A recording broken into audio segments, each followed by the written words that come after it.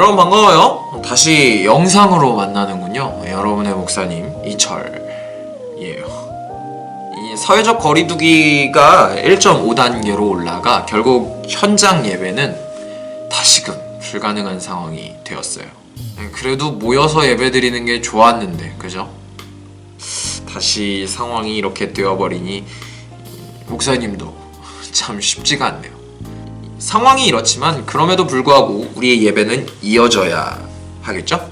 그런 의미에서 영상으로 예수님 이야기 오늘도 이어가 보도록 하죠. 지난 시간엔 예수님의 죽음 이야기를 살펴봤어요. 우리의 관점이 아닌 하나님의 관점에서 보면 예수님의 죽음은 하나님의 크나큰 고통이었다고 말했죠. 하나님은 그 누구보다 비참하고 억울하게 하나뿐인 아들을 잃어보신 분이고, 그래서 우리의 고통에 그 누구보다 공감해 주시고 같이 눈물 흘려 주실 수 있는 분이라고 들었어요. 자, 오늘은 공감하시는 하나님을 넘어서 놀라운 역사를 이루시는 하나님을 한번 만나보도록 하죠. 죽음과 고통으로 끝나버릴 줄만 알았다. 예수님 이야기 마지막엔 놀라운 반전이 있어요. 여러분은 그 반전을 보며 하나님이 그저 눈물만 흘리시는 분이 아니라 고통과 눈물을 기쁨과 노래로 바꿔주시는 분임을 확신하게 될 거예요.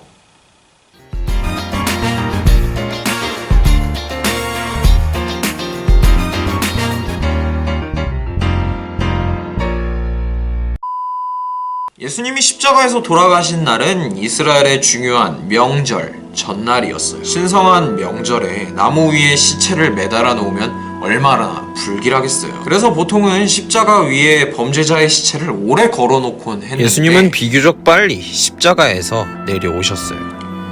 예수님을 믿고 따랐던 사람 중엔 아리마대 사람 요셉이라는 사람이 있었어요. 이 사람은 오늘날로 치면 국회의원 같은 사람이었어요. 게다가 엄청난 부자이기도 했죠. 요셉은 빌라도에게 가서 십자가에서 내려진 예수님의 시신을 달라고 했어요. 빌라도는 요셉의 말대로 예수님의 시신을 넘겨주었죠. 요셉은 그 시신을 세마포라는 천에 싸서 미리 파놓은 돌무덤에 넣었어요. 그리고 큰 돌을 굴려 무덤을 막았죠. 예수님이 죽었지만 이스라엘 지도자들의 걱정은 계속됐어요. 예수님이 생전에 자신이 죽어서 3일 만에 다시 살아날 거라 말씀하셨거든요. 그 말을 기억하고 기대하는 사람들이 많았어요. 만약 예수님의 추종자들이 시체를 도둑질한 다음에 예수님이 부활했다고 거짓 소문을 예수님이 살아있었을 때보다 더 큰 소동이 일어날 게 불보듯 뻔했어요. 그래서 이스라엘 지도자들은 경비병들을 불러 예수님의 무덤을 지키라고 명령. 이렇게 침묵의 3일이 지났어요. 예수님을 따랐던 여인들이 죽은 예수님을 보기 위해 무덤 근처로 왔어요. 여인들이 무덤을 봤는데 세상에 돌을 굴려 막아놨던 무덤이 활짝 열려 있었고, 예수님의 시체를 둔 곳엔 천사들이 앉아 있었어요. 무덤을 굳게 지키고 있던 경비병들은 온데간데 없었어요. 그들은 천사가 내려올 때 무서워서 도망쳤어요. 천사들은 여인들에게 말했어요. 무서워 마렴, 너희가 십자가에서 돌아가신 예수님을 찾는구나. 그분은 여기 계시지 않고 말씀하신 대로 살아나셨어. 천사들을 만난 여인들은 두려움에 떨며 천사가 한 말을 다른 제자들에게 전하기 위해 달려갔어요. 그러던 중 예수님과 마주쳤어요. 예수님은 여인들에게 인사를 건넸고 여인들은 너무 기뻐서 어쩔 줄을 몰라 했죠. 예수님을 만난 여인들은 속히 이 소식을 다른 제자들에게 알려야겠다는 생각으로 다른 박질을 쳤어요. 여인들과 마찬가지로 다른 박질을 친 사람들이 있었는데 바로 무덤을 지키던 그 경비병들이었어요. 경비병들은 두려움에 사로잡혀 이스라엘 지도자들에게 예수가 진짜 다시 살아났다고 전했죠. 이스라엘 지도자들은 경비병들에게 돈을 많이 주면서 이렇게 말했어요. 너희는 이제부터 예수의 제자들이 예수의 시체를 도둑질해갔다고 증언해.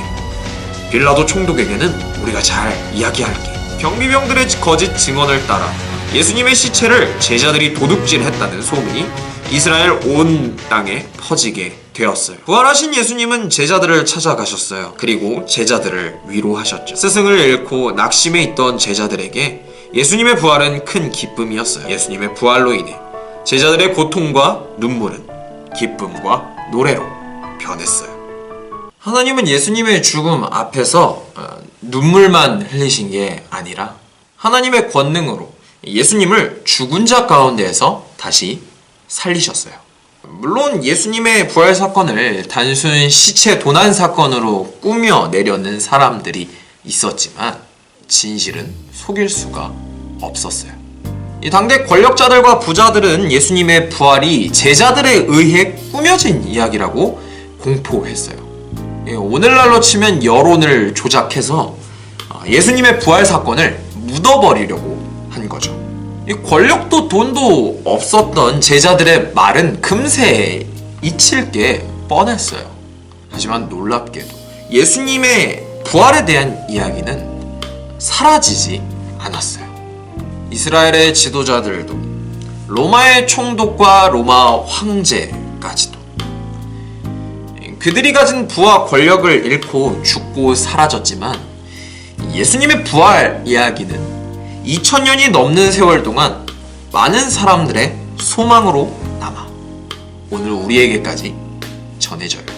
예수님의 부활은 많은 그리스도인들의 소망이었고 2000년 역사 속에는 그 소망 하나로 세상을 바꾼 수많은 그리스도인들이 있어요.